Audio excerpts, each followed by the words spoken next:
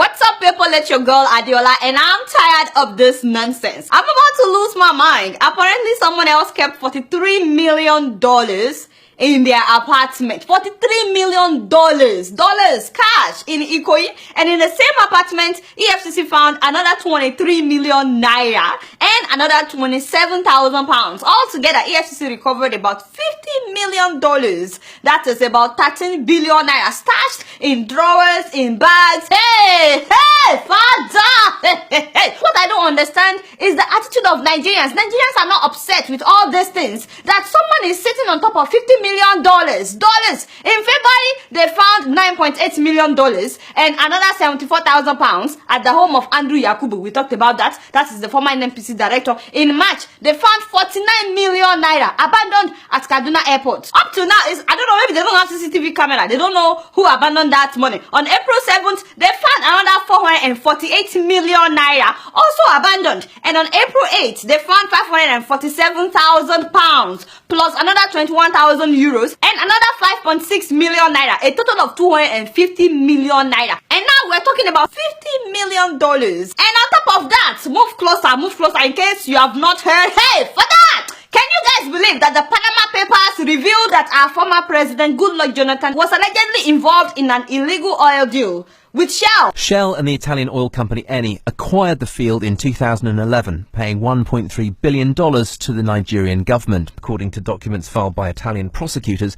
nearly half was forwarded to the then president, Goodluck Jonathan. The unique thing with the Malibu scandal is the fact that it's touching a former head of state. Prosecutors in Italy, home country of Eni, say they have evidence linking him to the money. The emails reveal Shell execs talking about politicians on the take and an attempt to deliver significant revenue to GLJ. GLJ stands for Goodluck Jonathan, president of Nigeria at the time. Did you get that? 1.3 billion. He collected and pocketed the money. Now we are finding out the oil block is what? $500 billion. Only ya me asake. Only ya me asake. Osimba Elijah. You know, a lot of us are waiting for Judgment Day. Father, don't be late, yo. Can I remind you what this money could do? I mean, I've done that several times on this show. I tried to open your eyes. My people make you not shine your eye well. These people are robbing you of your future. All this money we are talking about will turn our general hospitals in Nigeria, all the general hospitals that will be spending when you get inside the hospital, it will turn them to hospitals that look like this. Benny, how would you like to have this kind of hospital in your town, in your village, in your city? How would you like to be treated here? You know, the next time you have malaria or typhoid, or the next time you have headache, how would you like to be treated here? And for all the people that have to take their loved ones to India or America for treatment, wouldn't it be nice if this kind of ambulance should come to your door to pick up your loved ones? You know, the people suffering with all kinds of kidney problems, people that have heart issues, all kinds of stuff. Imagine a hospital where you don't have to run around to buy drugs or drips. The doctors are not telling you go and buy this, go and buy that. Everything is already there. In fact, they would even feed your loved ones. I'm talking about good food, breakfast, lunch and dinner. That is what is happening outside Nigeria. And I'm saying that you too can have that kind of hospital in your village, in your city. You are not supposed to put up with this kind of hospitals that we have. It's not as if Nigerians have offended God more than anybody else in this world. God is not wicked. Your God is not wicked. It is our politicians and our officials that are wicked. God did not mean for us to be going to these kinds of hospitals. Not at all. He didn't mean for your loved ones to die because of inadequate treatment. All of you that have lost loved ones have lost a lot of loved ones because of the poor healthcare system in Nigeria. And also, Nigerian students, you need to understand that the money that these people have stolen can transform your life as students. Your rooms, your hostel rooms should not look like this. No. You are not supposed to live in a place like this. You shouldn't even have to cook inside your room. I mean, it doesn't make sense. It can cause fire. Anything can happen. It's very, very hazardous. In fact, you should have cafeterias where you can eat breakfast, lunch, and dinner. You shouldn't have to cook when you are doing your examinations. And if you really want to cook, you should have kitchens in the hostel where you can go to cook. And I'm not talking about are going to a private school. I'm talking about the government-owned schools should look like this. You shouldn't have to enjoy these things only if you are from a rich family. I'm saying a regular person that got admitted into the higher institution should be enjoying things like this. And your rooms are not supposed to be crowded. You know, you will always have the actual roommates, maybe 4 people. And then on top of that, each one of them will have a squatter. That is about 8 people already. 2 grown guys, they are sharing just 1 bed inside Nigerian hostels. 2 big girls, you know, sharing 1 bed. And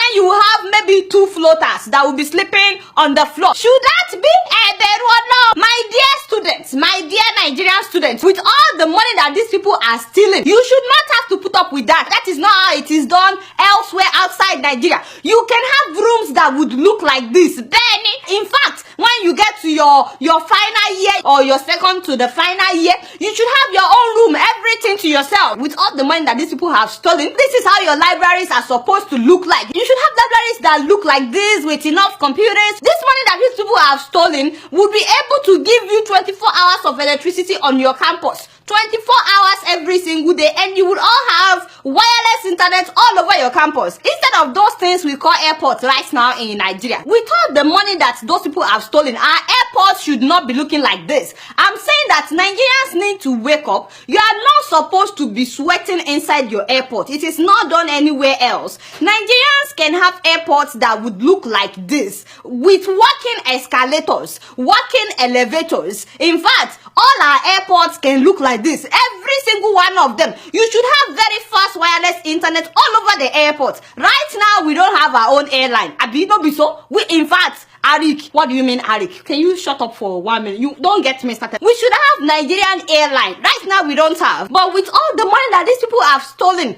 we can have the best airline in the world. All these people, they are robbing us. And they are robbing us of our future and of our children's future. They are robbing you of your destinies. And some people don't even know it. Our roads should not look like this. This is only because some people sit on the money that is meant to fix our roads. Imagine if all our roads look like this in Nigeria. I mean, you won't have to be fixing your car every day because of the potholes. You know those things. They can wear out your car very easily. You can actually plan your day and say, I'll get there by 4:15 because you know that the roads will be good. I'm saying that people need to realize that all the money that these people have stolen, including the ones that people are still stealing as I'm talking, because they are still stealing money even as I'm talking. That is why our hospitals are like this instead of them looking like this. That is why our tertiary institutions are looking like this instead of them to look like this. That is why our roads are looking like this instead of them to look like this. Are you not tired, Nigerians? Are you not tired of letting these politicians ruin our lives? I'm really upset. And by the way, all the things that we are saying, who is monitoring all these monies that are being recovered? I know that EFCC said that they are keeping them as evidence. Who is monitoring EFCC? No, for real, who is policing EFCC? What happens after EFCC leaves with all those bags of money? I would like to know. I'm not saying I don't trust EFCC, but actually I don't.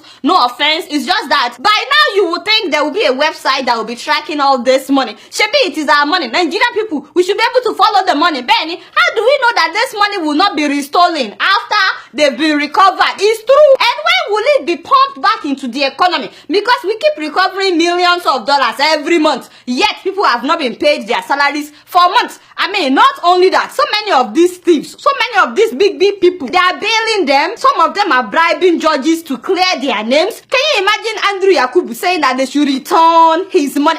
And last week, Patience Jonathan was trying to withdraw some of the stolen $5.9 million. Where did she find $5.9 million? And now she's trying to withdraw the money. Apparently, they said they have cleared Madam's name. I'm like, hey, isn't that our money? Isn't that our money? Father, are you still coming? You know? Are you still coming? Because right now, I'm starting to get weary, you know? Shebi, you said hope deferred, weary is the heart. I'm very weary right now. Because all the thieves are getting away with our money. Benny, you guys not know anything. Oh, guess what? I'm just keeping it real.